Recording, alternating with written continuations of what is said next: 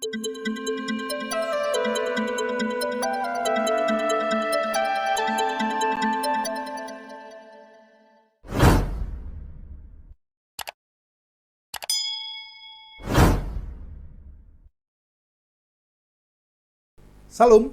berjumpa lagi dengan saya, Effendi Tobing dalam Bokeh Top Channel. Terima kasih untuk semua saudara, sahabat yang dengan setia menyaksikan tayangan-tayangan video saya. Semoga itu menjadi berkat.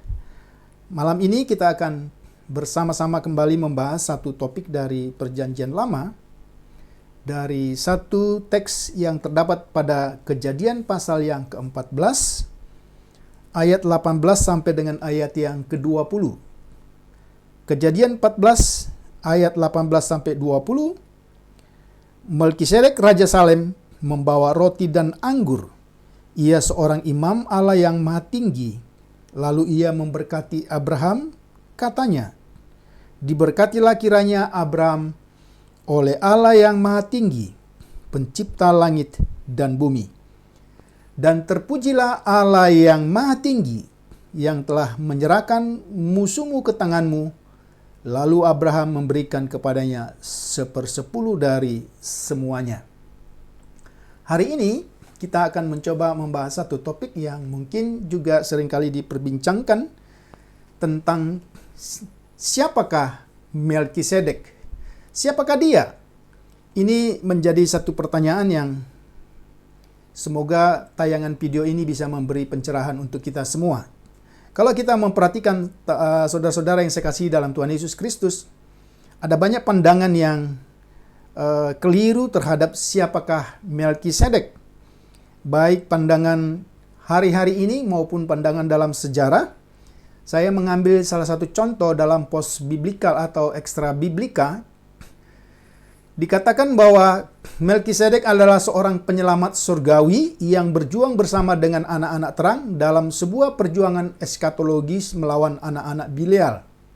Ini bisa kita perhatikan dalam teks-teks itu. Kemudian, sebuah traktat Nag Hammadi, itu traktat dari satu bidat pada abad kedua, yang berkata atau mengidentifikasikan Melkisedek dengan Yesus Kristus. Ini hanya segelintir yang bisa kita pahami, yang bisa kita dengar tentang siapakah dia Melkisedek. Kemudian kita akan melihat siapakah Melkisedek berdasarkan konteks yang ada di dalam Alkitab. Ada 3 konteks dalam Alkitab yang mencatat tentang Melkisedek. Yang pertama, teks yang telah saya baca tadi, konteks Abraham dalam Kejadian 14 ayat 18 sampai ayat yang ke-20. Kemudian konteks Mazmur 110 ayat yang keempat. Dan kemudian juga konteks kitab Ibrani dalam Perjanjian Baru, Ibrani pasal 5 dan sampai dengan pasal yang ke-7. Untuk memahami siapakah Melkisedek yang sesungguhnya, maka kita harus melihat konteks-konteks ini secara utuh supaya kita memberi atau mendapat pemahaman yang alkitabiah. Yang pertama, mari kita perhatikan dalam konteks Abraham dalam Kejadian 14 ini, konteks ini menjadi satu konteks yang unik. Karena kalau kita memperhatikan Kejadian pasal 14, ini berisi laporan tentang peperangan yang pertama dalam Alkitab. Kejadian 14 memproyeksikan gambaran yang luar biasa tentang Abraham sebagai kepala militer dan pahlawan atau pejuang yang tidak pernah dibuktikan dalam biografi bapak-bapak leluhur yang lain. Ini menjadi satu konteks yang luar biasa. Bisa kita lihat misalnya, kalau kita bandingkan Kejadian 14 dengan Kejadian 12 ayat 10 sampai 20, ini sangat kontras. Di mana dalam Kejadian 12 ayat 10 sampai dengan 20, Abraham kelihatannya adalah seorang yang sangat penakut, khususnya terhadap Firaun, dan akhirnya dia harus berbohong tentang istrinya Sarah. Tetapi konteks kita hari ini begitu berbeda. Sebagai pejuang dan dia berhasil merebut keponakannya yang bernama Lot dari tangan 4 raja raksasa pada waktu itu. Saudara bisa bisa baca Kejadian pasal 14 secara keseluruhan. Konteks yang kedua, konteks di mana suara Allah tidak berbicara atau tidak terdengar sebagaimana Kejadian pasal 12, Kejadian pasal 13 kepada seseorang. Allah atau Ia berbicara melalui seorang raja imam. Ini yang kita bisa perhatikan. Kemudian yang ketiga, di dalam teks inilah untuk pertama kali penggenapan janji Allah. Kita sudah membahas itu ada 7 aku akan di dalam Kejadian pasal 12 ayat 1 sampai dengan yang ketiga. Janji tentang memberkati orang yang memberkati engkau, mengutuk orang yang mengutuk engkau. Meskipun memang di dalam teks itu tidak ada formula janji, tapi kita bisa melihat bagaimana Allah memberkati orang-orang yang memberkati Abraham dan mengutuk orang-orang yang mengutuk Abraham. Yang keempat, untuk pertama sekali juga dikatakan bahwa Abraham disebut sebagai orang Ibrani. Itu kita bisa lihat di dalam ayat yang ke-13. Kemudian yang berikutnya, konteks ini yang kelima dikatakan Abraham disambut oleh 2 raja besar. Ya, kalau kita memperhatikan, ya, satu raja itu bernama Kedorlaomer, yaitu raja Sodom. Ya, tentu dia menyambut Abraham kemudian dengan motivasi tertentu. Ya, Raja Sodom menyambut Abraham dan merayakan kemenangan itu di lembah raja atau yang kita kenal dengan lembah Safe, lembah penguasa. Itu bisa kita lihat dalam 2 Samuel 18 ayat 18. Ya, kalau kita perhatikan sambutan dari Raja Sodom ini, dia sebenarnya memiliki motivasi untuk meminta para tawanan yang dibawa oleh Abraham dengan mencoba menyogok Abraham dengan imbalan-imbalan yang dia tawarkan. Tapi kita tahu apa yang dikatakan Abraham selanjutnya. Yang kedua adalah Raja Salem, Melkisedek, yang menyongsong Abraham dengan roti dan anggur. Ini tentu kita harus melihatnya sebagai penghormatan, tetapi sekaligus juga sebagai perbekalan para prajurit Abraham pada waktu itu. Ini yang bisa kita perhatikan. Nah, mari kita perhatikan lebih fokus lagi. Melkisedek, ya, Melkisedek. Nah, dapat diterjemahkan rajaku adil, atau rajaku itu sah, atau rajaku benar. Adalah nama yang bersifat teoforik, nama yang memakai nama Allah bagian dari nama, kira-kira pengertiannya seperti itu ya. Kemudian disebut Raja Salem, ya. Raja Salem itu paralel dengan Yerusalem, itu bisa kita lihat dalam Mazmur 76 ayat 3 dan 1 Tawarik 22 ayat 13. Jadi Raja Salem itu sebenarnya penyebutan lain dengan nama Raja Yerusalem.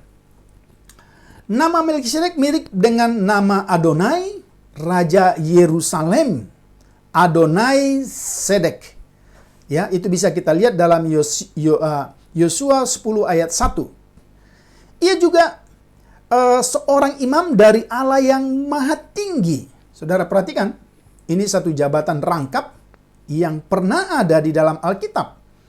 Ya, dikatakan dalam bahasa Ibrani El Elyon. Namanya mirip dengan Adonai sebagaimana yang saya katakan tadi di atas. Ya. Kemudian kita perhatikan lagi, selain sebagai raja, ia juga imam, oke? Ya. Ini adalah penyebutan imam yang pertama kali disebutkan dalam Alkitab. Apa yang ditunjukkan oleh kisah ini sesungguhnya adalah bahwa ada orang percaya lain yang ada. Saya ingin katakan, apa yang ditunjukkan kisah dari Melkisedek ini ingin menunjukkan bahwa ada orang lain, ya, selain dari keluarga Abraham, ya dikatakan ia adalah seorang imam, bukan imam dari dewa kafir seperti yang lainnya di tanah Kanaan, tetapi ia adalah imam Allah yang maha tinggi, El Elyon. Ini satu penyebutan yang tidak terdapat di dalam kitab lain kecuali di dalam kitab itu dan satu dua di dalam kitab puisi. Nah, kita perhatikan. Ya. Dalam bahasa Ibrani, ya, El Elyon, ya, gelar untuk Tuhan ini ditemukan 4 kali dalam ayat-ayat, ya, dari pasal 14 ayat 18 sampai 20. Kemudian di luar teks ini kita dapat menemukannya di dalam Mazmur 78 ayat yang ke-35. Frasa utama yang digunakan di tempat lain dalam kitab suci bukan El Elyon yang maha tinggi, tetapi bukan Allah yang maha tinggi, tapi hanya dikatakan yang maha tinggi. Nah, ini jadi istilah El Elyon itu punya kekhususan hanya disebut di dalam konteks pembacaan kita, dan di luar itu hanya terdapat pada Mazmur 78 ayat yang ke-35. Kapasitas ganda, ya, atau jabatan ganda, jabatan rangkap ini menyelaraskan Melkisedek dengan Abraham yang melakukan fungsi keimaman secara informal tentu, ya toh.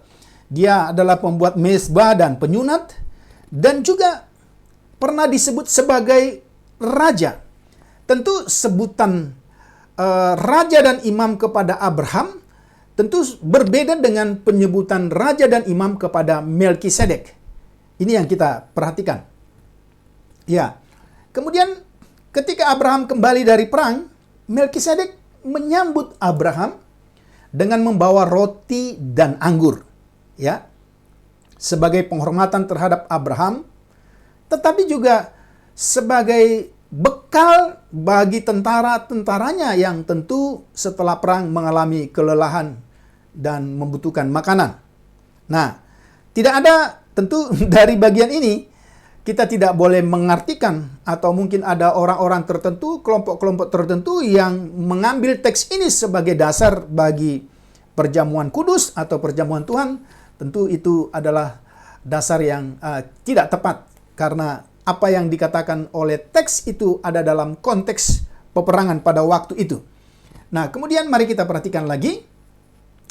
Dalam Kejadian 14 ayat 19 sampai 20, kita mencatat berkat-berkat yang diberikan Melkisedek. Pertama, dalam ayat 19, ia memberkati Abraham. Kalimatnya ialah, diberkatilah Abram oleh Allah yang maha tinggi. Itu yang pertama. Melkisedek mengakui Abraham sebagai sesama orang percaya. Ia mengakui Allah Abraham dan bahwa Abraham adalah hamba Allah. Dia menyebut Allah yang maha tinggi sebagai pemilik langit dan bumi. Itu yang kita lihat pertama. Hal ini juga menunjukkan bahwa makna nama Tuhan yang maha tinggi menekankan Tuhan sebagai pemilik langit dan bumi. Jadi ada dua istilah di dalam konteks pembacaan kita ini selain El Elyon, ya. Kemudian pemilik Allah yang maha tinggi. Ini satu istilah yang unik yang tidak terdapat pada kitab-kitab yang lain. Fakta bahwa Melkisedek memberkati sang bapa leluhur menunjukkan posisi Melkisedek yang ditinggikan sebagai imam Allah yang maha tinggi.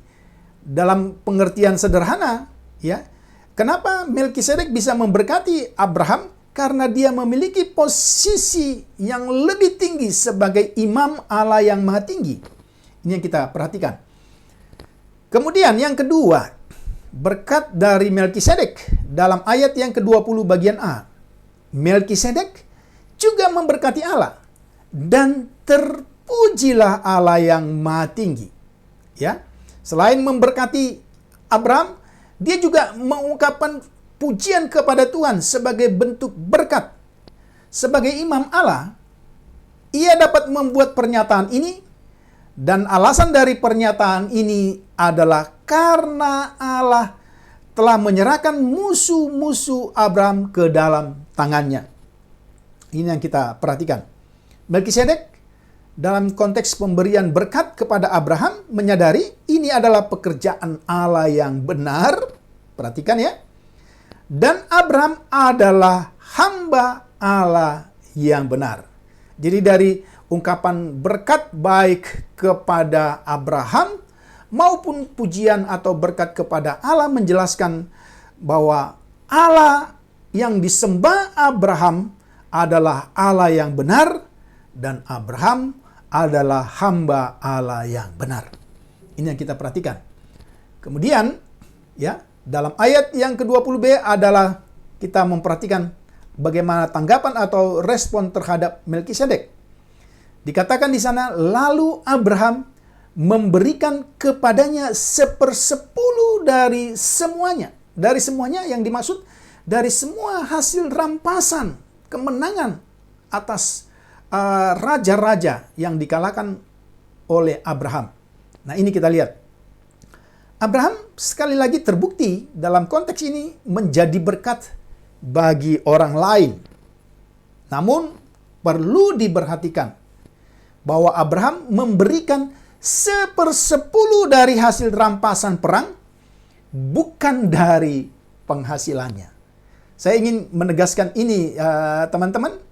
Catatan ini menjadi penting. Jadi 1/10 atau yang kita kenal sekarang ini persepuluhan adalah hasil rampasan perang, bukan hasil penghasilan atau dari segala sesuatu yang dimiliki oleh Abraham. Ini yang perlu kita tegaskan. Banyak orang ya yang menggunakan ayat ini untuk mengklaim bahwa persepuluhan adalah hukum perjanjian lama bahkan sebelum hukum Taurat. Dan mereka melakukan hal ini karena mereka menyadari bahwa hukum Taurat tidak lagi berlaku. Jadi sebenarnya tujuan dari pernyataan dengan mengambil teks ini sebagai dasar persepuluhan sebenarnya ingin membela karena sebagian orang menganggap hukum Taurat tidak lagi relevan, maka mereka katakan jauh sebelum hukum Taurat itu sudah ada persepuluhan. Namun kalau kita perhatikan dari apa yang saya sampaikan tadi, tentulah dasar ini tidak tepat. Oke, kemudian mari kita perhatikan. Abraham memberikan persepuluhan kepada Melkisedek sebagian dari seluruh jarahan seperti yang dijanjikan Yakub kepada Allah. Nah, ini sudah terjadi kemudian, kita lihat ya. Dan orang Israel di kemudian hari juga harus memberikan persepuluhan mereka kepada Lewi sebagai satu kewajiban. Tapi sekali lagi, tentu ini memiliki konteks yang berbeda-beda. Apa yang kita berikan hari ini atau orang-orang berikan sepanjang sejarah kekristenan sebagai persepuluhan tidak memiliki dasar pada kitab Kejadian pasal yang ke-14 ya. Ayat yang ke-20. Ini yang kita perhatikan. Abraham mengakui Allah Melkisedek ya sebagai pencipta langit dan bumi. Melkisedek adalah salah satu dari sekian banyak contoh orang non-Yahudi, ya maaf, saya harus katakan non-Yahudi ya, yang mengakui tangan Tuhan bekerja dalam kehidupan Abraham dan keturunannya. Ini yang kita perhatikan. Oke, teks ini bukanlah dasar untuk persepuluhan. Ada beberapa catatan yang ingin saya berikan kepada kita. Yang pertama, tidak ada perintah untuk melakukannya. Abraham melakukannya secara sukarela. Beda dengan persepuluhan yang kita tahu dasar-dasar Alkitabnya. Kemudian, kedua, ini adalah peristiwa yang terjadi satu kali. Tidak ada catatan bahwa ia melakukannya berulang kali sebagaimana persepuluhan. Oke? Yang ketiga, ini bukanlah persepuluhan dari pendapatannya. Tidak ada catatan bahwa Abraham memberikan 1/10 dari pendapatan atau penghasilannya sendiri, atau yang dia terima dari semua kekayaan yang diberikan Firaun kepadanya, dan lain-lain. Oke? Ini adalah persepuluhan dari harta rampasan perang, dan harta rampasan perang itu pada awalnya adalah milik orang. Ya, saya pikir kita tidak boleh salah mengerti dengan apa yang saya maksudkan, supaya juga jangan ada orang yang akhirnya tidak melihat lagi persepuluhan ini sebagai perintah Tuhan, tapi kemudian perintah Tuhan ini kita harus juga memahami bahwa apa yang diberikan sebagai persepuluhan itu bukanlah hasil rampasan. Kira-kira seperti itu. Kemudian mari kita lanjutkan. Peran Melkisedek dalam kitab Kejadian jelas. Dia adalah Raja Salem. Kemudian dia adalah imam yang maha tinggi. Kemudian dia memberikan atau membawa roti dan anggur untuk Abraham sebagai penghormatan, tapi sekaligus sebagai bantuan perbekalan bagi prajuritnya. Juga memberkati Abraham atas nama Tuhan. Wah, ini juga satu hal yang penting yang dilakukan oleh Melkisedek. Juga memberkati Allah menggantikan Abraham. Oke, ini yang kita bisa perhatikan. Melkisedek menerima persepuluhan dari Abraham. Ya, ini yang kita lihat. Melalui Kejadian 14, kita bisa melihat ada beberapa pengamatan. Yang pertama, inilah satu-satunya tempat atau teks di mana Abraham dipandang atau dikenal sebagai seorang tentara, sebagai pejuang yang tidak ada dalam teks-teks lain. Oke. Yang kedua, dalam Kejadian 12 sampai Kejadian 25 yang bicara tentang Abraham dan keturunannya yang menceritakan itu, inilah satu-satunya pasal di mana Allah tidak berbicara secara langsung kepada Abraham, namun dia diwakilkan oleh seorang imam besar, Raja Salem, yaitu Melkisedek. Yang ketiga, teks ini juga menjadi catatan tentang penggenapan dari perjanjian Allah terhadap Abraham. Melkisedek diberkati dengan menerima 1/10 dari hasil rampasan, dan ketiga raja lain yang bersekutu dengan Abraham juga menerima berkat rampasan. Jadi apa di perjanjian Tuhan, janji Tuhan memberkati orang yang memberkati engkau dan mengutuk orang yang mengutuk engkau juga ada di dalam konteks ini. Di sisi lain ada juga hasil dari kutuk, ya, raja-raja yang dikalahkan dan seterusnya.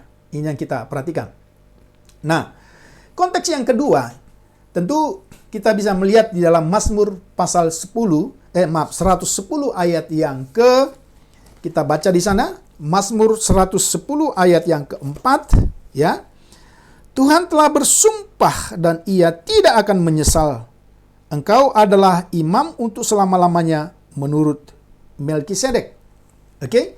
Latar belakang dari janji ini adalah kepemilikan Yerusalem yang karenanya Daud dan keluarganya menjadi penerus Melkisedek dengan asumsi yang disebutkan di atas bahwa Salem, ya, adalah Yerusalem. Nah, kalau kita memperhatikan misalnya dalam tradisi rabinik atau kerabian, Melkisedek ini dikatakan adalah orang yang sama dengan Sem putra Nuh. Tapi itu kan tradisi, gitu ya. Kemudian mari kita lihat. Dalam struktur organisasi Israel, ya, ada pemisahan antara jabatan kerajaan dan jabatan imam.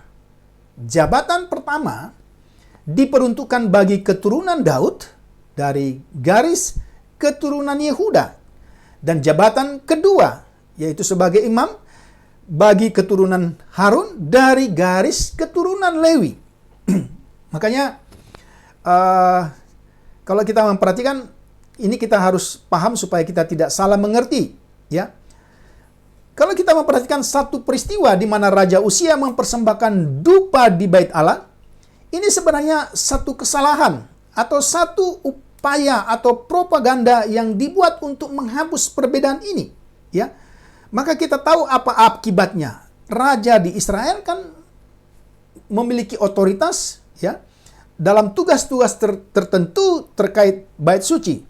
Tetapi ia tidak memiliki hak-hak keimaman. Kita tentu masih mengingat apa yang terjadi pada Saul, ya, ketika dia merampas tugas keimaman dari Samuel pada waktu itu dengan satu alasan-alasan dan kondisi-kondisi yang tidak dapat dipertanggungjawabkan. Kemudian mari kita lanjutkan. Dengan demikian, ada kemungkinan bagi seorang raja keturunan Daud untuk menjadi seorang imam. Jadi ayat itu Artinya seperti itu ya. Maka Mazmur 10 menunjuk kepada penggenapan di masa depan, khususnya di Perjanjian Baru. Dalam Ibrani 5 dan 7 menegaskan bahwa penggenapan itu terjadi dalam Yesus Kristus. Ini yang kita lihat. Keimamannya, ya, atau keimaman Yesus Kristus melebihi keimaman Harun karena keimamannya bukanlah keimaman yang bersifat turun-temurun, tetapi keimaman yang berlangsung di dalam kekekalan dan memberikan rekonsiliasi yang sempurna antara manusia dengan Allah. Ini yang nanti kita lihat dalam konteks itu. Nah, sekarang konteks yang ketiga, konteks yang terakhir tentang Melkisedek. Saya harap kita sudah mengikuti dua konteks ini. Konteks ketiga ini akan semakin memperjelas tentang siapakah Melkisedek itu sesungguhnya. Melkisedek ditemukan dalam kitab Ibrani. Pasal 5 ayat 6 sampai 10, pasal 6 ayat 20 sampai pasal 7 ayat 17. Ya, Perjanjian Baru memberikan informasi tambahan. Ya, kita sudah lihat apa yang dijelaskan di dalam Kejadian 14, Mazmur 110.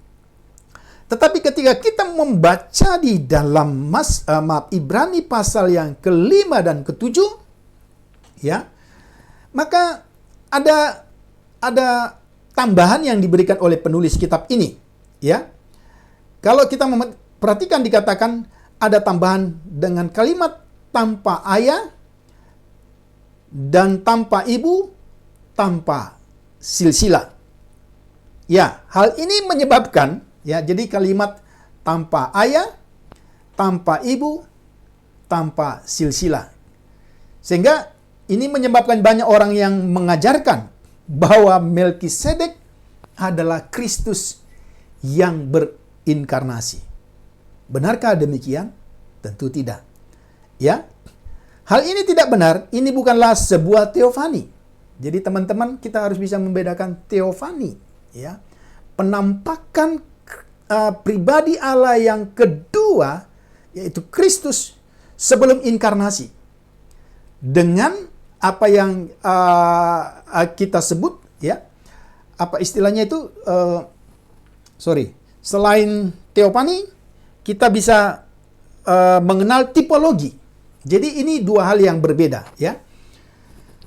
Nah, teofani datang dan pergi, mereka muncul, memberikan pewartaan, pesan atau perintah kepada mereka dan kemudian pergi. Ini yang kita lihat dalam teofani.